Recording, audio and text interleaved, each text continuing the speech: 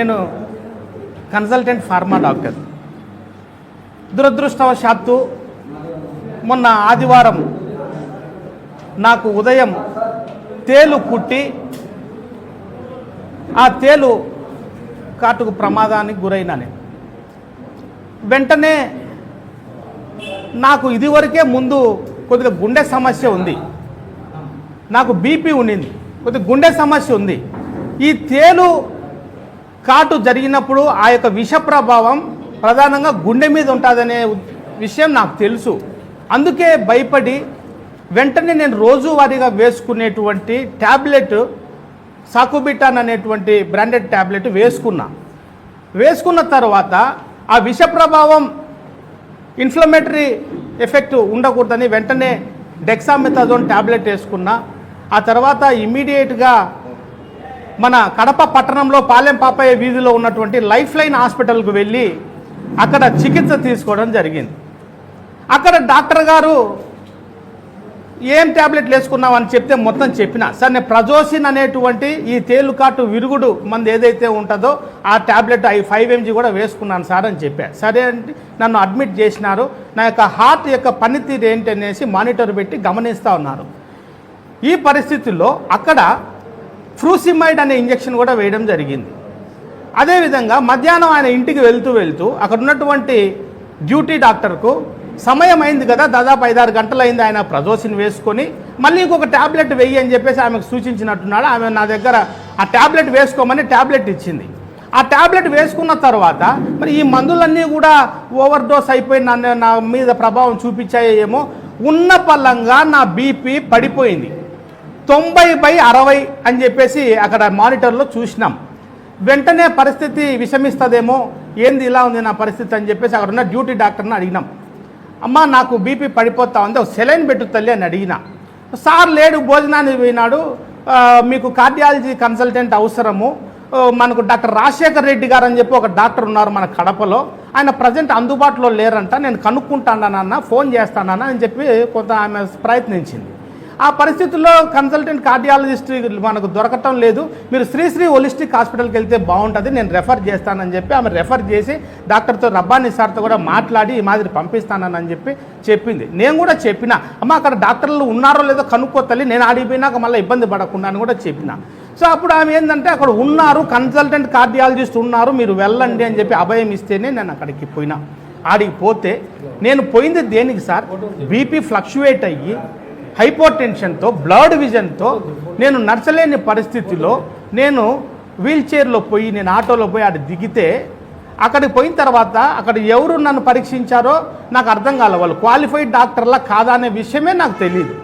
వాళ్ళు ఏందనంటే నన్ను పరీక్షించకుండా నీ పరిస్థితి ఏంది, నీ క్లినికల్ మేనిఫెస్టేషన్స్ ఏంటి, నువ్వు దేనికి వచ్చావని అడగకుండా ఏదో తేలు కుట్టిన కేసు అన్నట్టు ఎవరు చెప్పి విన్నారో ఏమో, మొత్తానికి తేలు కుట్టింది వచ్చినాడు అనే విధానికి వాళ్ళు తీసుకొని జనరల్ మెడిసిన్ నేను చెప్తానే ఉండా, నాకు హైపోటెన్షన్ ఉంది, నా కళ్ళు బ్లర్డ్ విజన్ ఉంది, నా ప్రాబ్లం ఇదే, నేను చెప్తానే ఉండా, నాకేం నోరు పడిపోలే, నేను చెప్తానే ఉండా, నా భార్య నా బంధువులు చెప్తానే ఉండారు.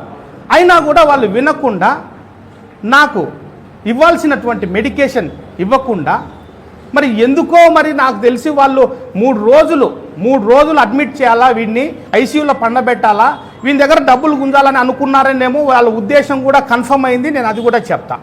వాళ్ళు ఏం చేశారంటే ఇమ్మీడియేట్గా నేను చెప్తున్నా కూడా నాకు ఎటువంటి మెడికేషన్ ఇస్తున్నారో నాకు చెప్పండి, నాకు చెప్పే ఇవ్వండి, without my consent A drug నాకు ఇవ్వద్దండి, నేను కూడా ఆరోగ్య రంగ నిపుణుడినే అని చెప్పిన.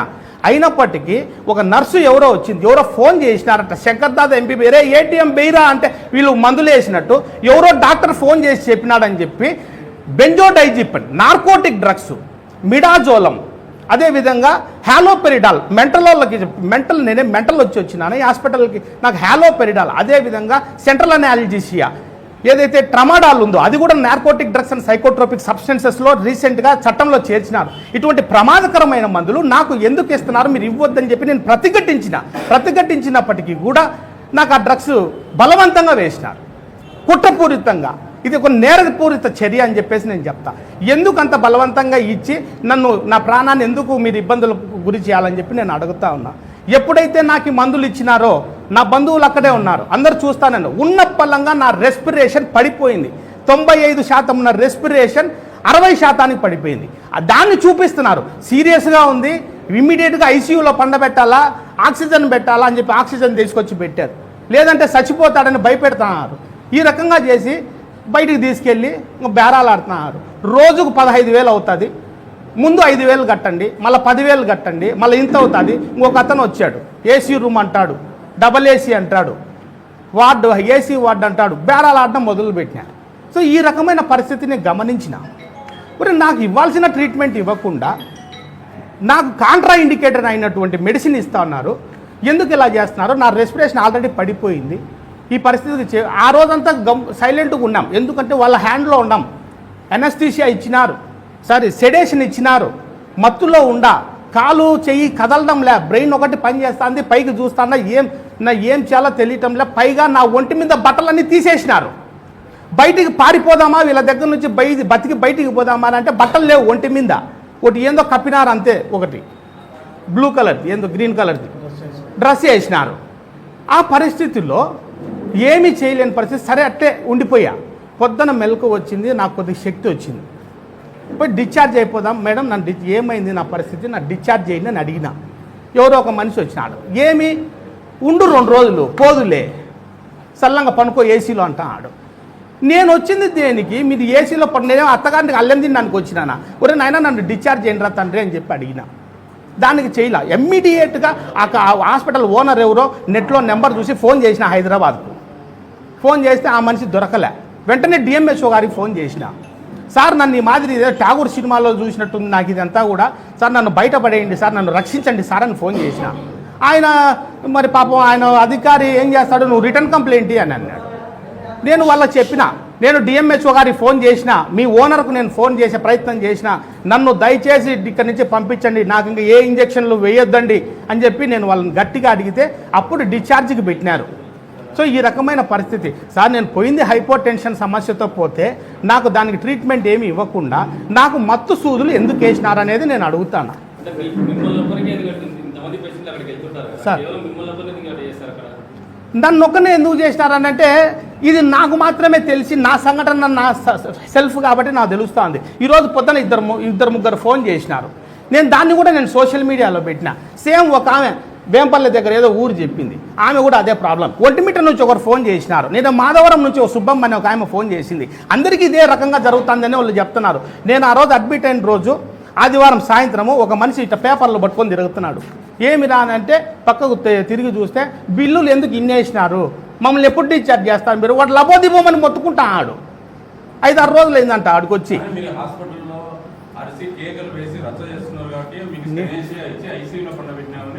పూర్తి అబద్ధం. నేను ఎందుకు అల్లరి చేస్తా సార్? నాకేమన్నా మెంటల్ ఉందా, లేకపోతే నేనేమన్నా అల్లరి చేయడానికి ఏమన్నా చిన్నపిల్లోనే? ఇవన్నీ అబద్ధాలు. అల్లరి చేస్తే అవునయ్యా నేను అల్లరి చేసింటే నువ్వు నన్ను బయటికి పంపించు, నువ్వు ట్రీట్మెంట్ ఇయ్యాకు, నువ్వు నాకు సెడేషన్ మత్తు సూదులు నార్కోటిక్ మందులు ఎట్లా.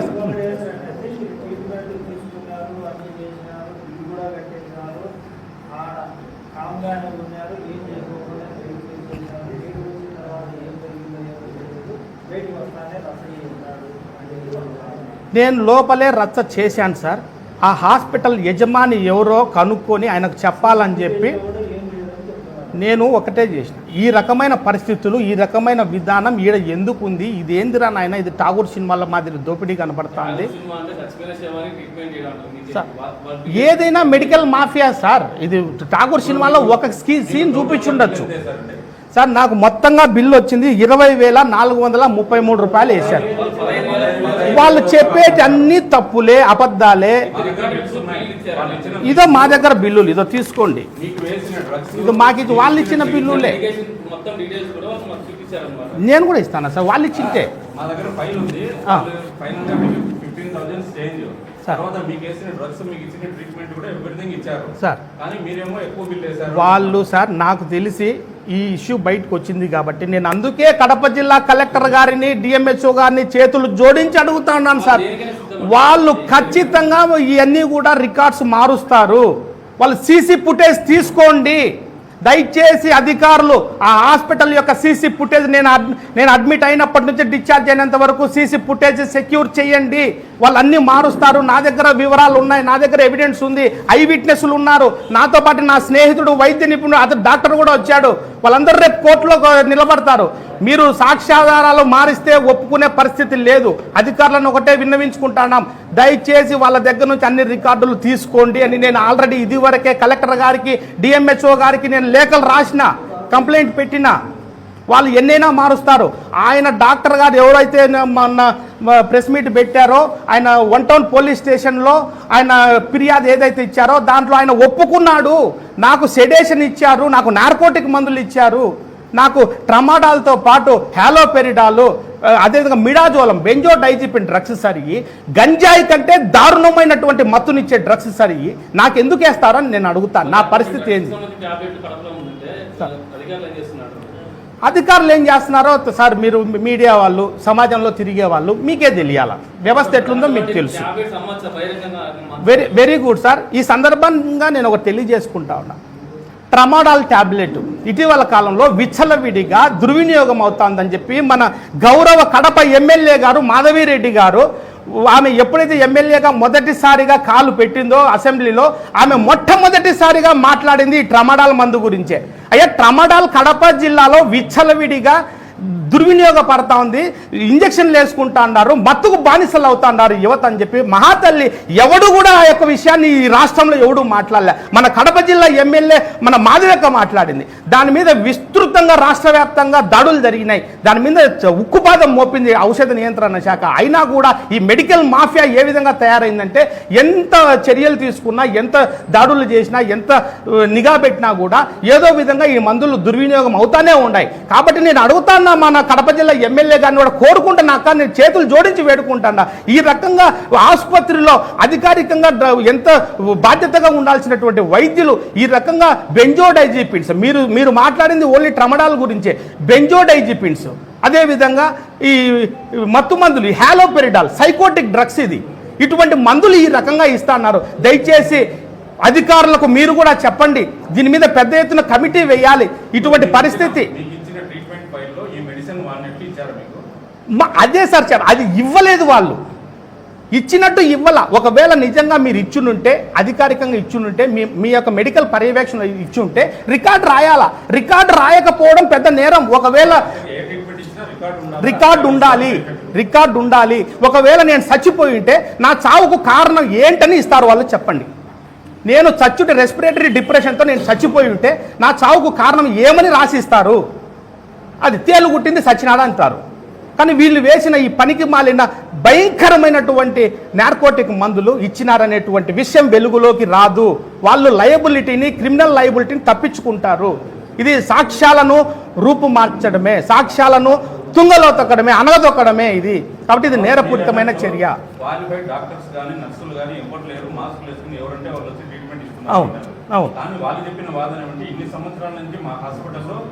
ఇంత కాంపిటీషన్ ఉంటే క్వాలిఫైడ్ డాక్టర్స్, నర్సులు లేకుండా మేము ఎందుకు ట్రీట్మెంట్ చేస్తాము? ఆయనకు అది కూడా అర్థం కాలేదా అని కూడా వాళ్ళు. నేను ఒకటే డిమాండ్ చేస్తాను ఈ ఆసుపత్రి ఈ యొక్క యాజమాన్యాన్ని. నాకు ఎవరెవరు ట్రీట్మెంట్ ఇచ్చారో, నన్ను ఎవరు ప్రత్యక్షంగా పర్యవేక్షించారో సీసీ ఫుటేజ్ తీయండి. వాళ్ళు ఎవరు, వాళ్ళ క్వాలిఫికేషన్ ఏంది, వాళ్ళ లైసెన్స్ ఏందో తీయండి బయటికి అని నేను అడుగుతాను. నువ్వు యాన్నో కూర్చొని ఇంట్లో నువ్వు ఫోన్ చేసి నువ్వు మెటెక్సెల్, అయ్యా నేను వచ్చింది దేనికి, నాకు బీపీ ఫ్లక్చువేట్ అయ్యి నేను హైపర్ టెన్షన్లో నా బ్రెయిన్కు బ్లడ్ పర్ఫ్యూజ్ కాక నేను ఇబ్బంది పడి వస్తే నా బీపీ నార్మల్ స్టేట్కి తీసుకురావాల్సినటువంటి నువ్వు కార్డియాలజిస్ట్వి, కన్సల్టెంట్ కార్డియాలజిస్ట్ అని చెప్పినావు మొన్న. నువ్వు ఫోన్ చేసి మెటెక్సెల్ ఎట్లిమ్మంటావు? మెటెక్సెల్ అంటే మెటప్రొలాల్, బీటా బ్లాకర్. ఆ ట్యాబ్లెట్ ఇస్తే నువ్వు హార్ట్ రేట్ కంట్రోల్ కావాలని చెప్తాను. అది ఇస్తే నా బీపీ ఇంకా ఫ్లక్చువేట్ అవుతుంది. 60/40కి వచ్చింది శ్రీశ్రీ హోలిస్టిక్లో. అది కనుక వేసుకుని ఉంటే నేను ఖచ్చితంగా చచ్చిపోయేవాడిని. నేను వేసుకోలేదు, నేను రిఫ్యూజ్ చేసి వేసుకోలే. మెటెక్సెల్ ఎట్లా ఇస్తావయ్యా నువ్వు హార్ట్ రేట్ పెరిగింది అంటున్నావు. అయ్యా నేను చెప్తా ఉన్నా, భగవంతుడు ప్రతి ఒక్కరికి, మనిషికి, శరీరానికి ఒక ప్రొటెక్టివ్ మెకానిజం ఇచ్చాడు. ఏదైనా బాడీలో ఒకటి ఇంబ్యాలెన్స్ జరిగితే దాన్ని బ్యాలెన్స్ చేయడానికి మరొక సిస్టమ్ ఇచ్చాడు భగవంతుడు. ఆ రకంగా నా బ్రెయిన్కు బ్లడ్ సరిగా పోవటం లేదని చెప్పి నా హార్ట్ రెస్పాండ్ అయ్యి హార్ట్ బీట్ పెరిగింది. It is trying to meet the demand of the blood supply to the brain. అటువంటి పరిస్థితిని నువ్వు క్లినికల్ పరంగా ప్రత్యక్షంగా వచ్చి నన్ను పర్యవేక్షించకుండా, క్లినికల్గా ఎగ్జామిన్ చేయకుండా నువ్వు మెటెక్సెల్ ఎట్లా రాస్తావు? నీ నిర్లక్ష్యం కాదా, ఇది వైద్య నిర్లక్ష్యం కాదా అని నేను అడుగుతాను. ఆ డాక్టర్ని సమాధానం చెప్పమనండి. చంపడానికి చేసినారు సార్. వాళ్ళు ఎన్నైనా చెప్తారు, సాధారణ జనాలకి ఇది అర్థం కాదు సార్. ఆయన అన్నాడు ఎక్స్పర్ట్, ఇదంతా టెక్నికల్ అన్నాడు, ఎక్స్పర్ట్ ఒపీనియన్ కావాలా, ఎక్స్పర్ట్ ఎవాల్యుయేషన్ కావాలని అంటున్నాడు. నేను ప్రభుత్వాన్ని కూడా ఇదే డిమాండ్ చేస్తా ఉన్నా. ఒక 5-6 మంది ఎక్స్పర్ట్స్ని పెట్టి ఒక కమిటీ వేయాలా, వాళ్ళు అక్కడ జరిగినటువంటి సాక్ష్యాధారాలు సహా నిరూపించడానికి నేను సిద్ధంగా ఉన్నా. ఎక్స్పర్ట్ కమిటీనే వేయాలా, అది ఏం జరిగిందో ఎక్స్పర్ట్స్కే చెప్తాం. వాళ్ళు సమాజంలో ఊరికే ప్రెస్ మీట్ పెట్టి మేమేం చేయలేం, మాదేం తప్పు లేదు, మేము కాపాడినాం బతికించినామంటే ఇన్ని కుదరదు. నేను ఈరోజు బతుకున్నానంటే నా కన్న తల్లిదండ్రులు చేసుకున్న పుణ్యం, వాళ్ళు ముక్కిన దేవుడు నన్ను ఈరోజు కాపాడినాడు. ఎందుకో నేను బతికి బయట పన్నా, అది నా కన్న తల్లిదండ్రుల పుణ్యము, నా బిడ్డల భవిష్యత్తు. ఇంత ఏం మాట్లాడతాం సార్ ఆయన సార్.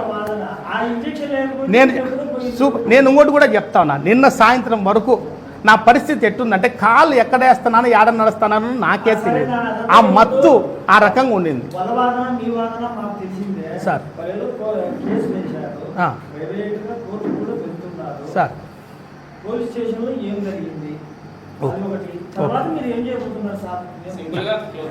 వాళ్ళైతే ప్రెస్ మీట్ పెట్టి నా మీద డిఫమేషన్ ఏదో వేయాలని చెప్పేసి ఏదో ప్రకటన ఇచ్చారు, వేస్తున్నామని చెప్పారు.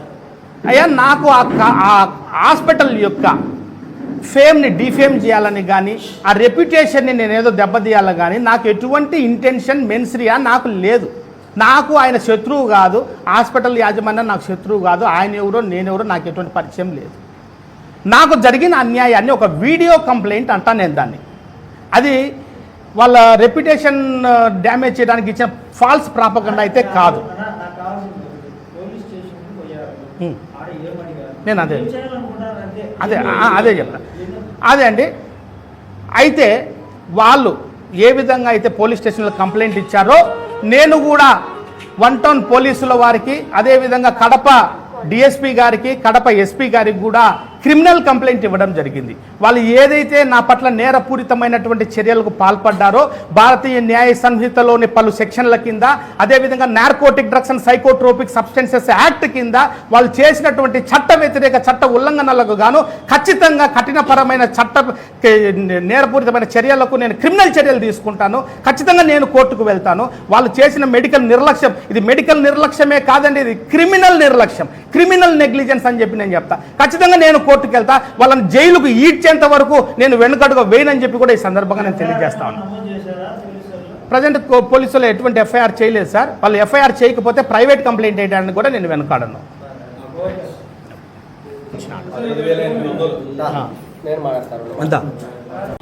ఈ నెల 5వ తేదీన సుమన్ అనే వ్యక్తి తేలు కుట్టిందని చెప్పి ఉదయం 9 గంటలకు ఇంట్లో తేలు కుడితే ఓ ప్రైవేట్ హాస్పిటల్ చూపించుకొని అక్కడ కూడా హార్ట్ ప్రాబ్లం ఉందని చెప్పి హోలిస్టిక్ వెళ్ళమని చెప్పారు. వారి సలహా మేరకు అక్కడి నుంచి సుమన్ అనే వ్యక్తి హోలిస్టిక్లో కూడా ట్రీట్మెంట్ చేయించుకోవడానికి వెళ్ళాడు. అయితే అక్కడ వెళ్ళిన తర్వాత ఇతనికి ఏదైతే ట్రీట్మెంట్ ఇవ్వాలనో అది ఇవ్వకోకుండా దానికి మించినటువంటి ప్రాణాలు తీసేటువంటి ఏవైతే ఇంజెక్షన్స్, మత్తు ఇంజెక్షన్లు వేసి తమ ప్రాణాలని తీసేయడం కోసం ప్రయత్నం చేశారని చెప్పి అతను ఒక సెల్ఫీ వీడియో తీసి నాకు జరిగినటువంటి అన్యాయం ఇదే అని చెప్పి అతను ఒక వీడియో తీశాడు. తీసిన తర్వాత అది వాస్తవమా కాదా అనేటువంటిది నిర్ధారించాల్సినటువంటి డిఎంహెచ్ఓ గారు కానీ, లేకపోతే జిల్లా అధికారులు కానీ, జిల్లా ఎస్పీ గారు కానీ ఈ విషయాన్ని మీద ఇప్పటి వరకు స్పందించలేదు. ఇదే కంప్లైంటు, ఇదే బాధితుడు సుమన్ అనే వ్యక్తి ఎస్పీ గారికి లెటర్ పెట్టారు, డిఎస్పీకి లెటర్ పెట్టారు. డిఎంహెచ్ఓకు మొట్టమొదటిగా ఏదైతే ట్రీట్మెంట్ ఇతనికి ఏదైతే ప్రాబ్లం ఉందో అది కాకోకుండా దానికి మించినటువంటి డోస్ తోటి, మత్తు మందుతోటి ఇంజక్షన్లు వేసి ట్రీట్మెంట్ చేశాడని చెప్పి ఒక ఆరోపణ చేశాడు. దాని మీద ఈరోజు 5వ తేదీ జరిగితే ఈ రోజు కూడా దాని మీద తెలిసినటువంటి పరిస్థితి. అంటే 5 రోజులు అవుతున్నా ఒక మనిషి ప్రాణాన్ని ఈరోజు లెక్క చేయకోకుండా అధికారులు వివరించడం అనేది ఇది సబబు కాదు. మరో పక్కన హోలిస్టిక్ యాజమాన్యం కూడా ప్రెస్ మీట్ పెట్టి మేము అతని ప్రాణాలు కాపాడడానికే ప్రయత్నం చేశామని చెప్పారు. అక్కడ ఎవరో ఒకతను పంచె కట్టుకొని అతను హార్ట్ ప్రాబ్లం అయితే ఆ డాక్టర్ లేకుండా జనరల్ సర్జన్స్ అందరూ వచ్చి అక్కడ ట్రీట్మెంట్ చేయడము, ఫోన్లోనే మొత్తం వైద్యానంతా కూడా మాట్లాడేటువంటి పద్ధతిలో ఈరోజు ట్రీట్మెంట్ చేశారు అని మేము అడుగుతా ఉన్నాం. హోలిస్టిక్ లో ఎవరైతే అతను పెట్టిన వీడియో కానీ లేకపోతే హోలిస్టిక్ డాక్టర్స్ పెట్టినటువంటి ప్రెస్ మీట్ వీడియోస్ కానీ మీరు సోషల్ మీడియాలో గమనిస్తే 99% కడప జిల్లాలో ఉన్నటువంటి ప్రజలందరూ హాస్పిటల్లో బాధితులే అనేటువంటిది కూడా నగ్న సత్యంగా ఈరోజు స్పష్టంగా కనబడతా ఉంది. దాంట్లో పోలీసులు ఉన్నారు, సామాన్య ప్రజలు ఉన్నారు, పేద వర్గాల వాళ్ళు ఉన్నారు, అంతో ఇంతో చదువుకునేటువంటి వాళ్ళు. అక్కడికి వెళ్ళిన వెంటనే సీరియస్ గా ఉంది. ఆరోగ్యశ్రీ అయితే 2-3 రోజులు పడుతుంది, మీరు 30,000 కడితే కనుక ఇప్పుడే ట్రీట్మెంట్ స్టార్ట్ చేస్తాం, మన తర్వాత బిల్లులు వస్తే మేము ఏదైనా కానీ మళ్ళీ మీకు చెప్తామని చెప్పి మొదటినే ప్రాణాపాయం పెట్టి డబ్బులు వసూలు చేసే కార్యక్రమం చేస్తున్నారని చెప్పి కొంతమంది బాధితులు మాధవరము ఒంటిమిట్ట నుంచి కూడా కొంతమంది చెప్పారు. కడప నగరంలో కొంతమంది వాళ్ళ బాధితులు ఉన్నారు. వీళ్ళందరూ కూడా నేను విజ్ఞప్తి చేస్తా ఉన్నా, హోలిస్టిక్ లో ఎవరైతే ట్రీట్మెంట్ కోసం పోయి డబ్బులు ఖర్చు చేసుకొని లక్షల రూపాయలు నష్టమైనటువంటి బాధితులు ఎవరైతే ఉన్నారో రేపు సోమవారం మేమంతా కూడా కలెక్టర్ గారిని కలవడిపోతా ఉన్నాం. మీరందరూ కూడా ఈ కార్యక్రమంలో భాగస్వామ్యం కావాలని, మీకు జరిగినటువంటి అన్యాయానికి అండగా మేమందరం నిలబడతామని చెప్పి సందర్భంగా తెలియజేస్తా ఉన్నాను. నా పేరు సిఎం రెడ్డి గోర్ల, మానవ హక్కుల సంక్షేమ సంస్థ కడప జిల్లా అధ్యక్షుడిని. ఈరోజు ఒక మిత్రుడు సుమన్ అనే వ్యక్తికి 5వ తేదీ జరిగిన ఈ హాస్పిటల్లో ఉన్న ప్రాబ్లం వలన ప్రజలందరికీ మేల్కోవాల్సిన అవసరం ఎంతైనా కోరుకుంటున్నాను. ఎందుకంటే ఈ మధ్యకాలంలో ప్రైవేట్ హాస్పిటల్స్లో జరుగుతున్న దురాఘాతాల మీద ఒక వ్యక్తి ముందుకు రావడం చాలా అభినందనీయకరం. కాబట్టి సమగ్ర విచారణ చేసి మానవ హక్కులు భగ్నమైన ఇక్కడ నిజాలు అనేది అధికారులు తేల్చాలి. హాస్పిటల్ వాళ్ళు మా హాస్పిటల్ మాత్రం మాది ఏ ప్రాబ్లం లేదు, అతను అభియోగం మోపుతున్నాడు అని అంటున్నాడు. ఇతను మాత్రం హాస్పిటల్ మీద అభియోగం మోపుతున్నాడు. కాబట్టి ఖచ్చితంగా దీని మీద సమగ్రంగా కలెక్టర్ గారు కావచ్చు, ఎస్పీ గారు కావచ్చు, డిఎంహెచ్ఓ గారు ఖచ్చితంగా చేసి సమగ్ర విచారణ చేసి న్యాయం చేయాల్సిందే కోరుతున్నాను. ఎందుకంటే ప్రజలు చాలా అపోహలతో ఉన్నారు. ఒక హోలిస్టిక్ హాస్పిటల్ అంత పెద్ద హాస్పిటల్ మీద అపవాదం వచ్చినప్పుడు నిరూపించుకోవాల్సిన అవసరం వాళ్లకు ఉంది, అధికారులకు ఉందని చెప్పి నేను కోరుకుంటాను. ఖచ్చితంగా ఇతనికి న్యాయం చేయాలని చెప్పి నేను కోరుకుంటాను సార్. మానవ హక్కులు భగ్నం కావాలని చెప్పి నేను కోరుకుంటాను సార్. నమస్తే. ప్రతి ఒక్కరూ తప్పనిసరిగా యూట్యూబ్లోకి వెళ్ళి కడప వార్తను లైక్ చేయండి, సబ్స్క్రైబ్ చేయండి. ఇట్లు మీ జి రమణయ్య, ఎడిటర్, కడప వార్త.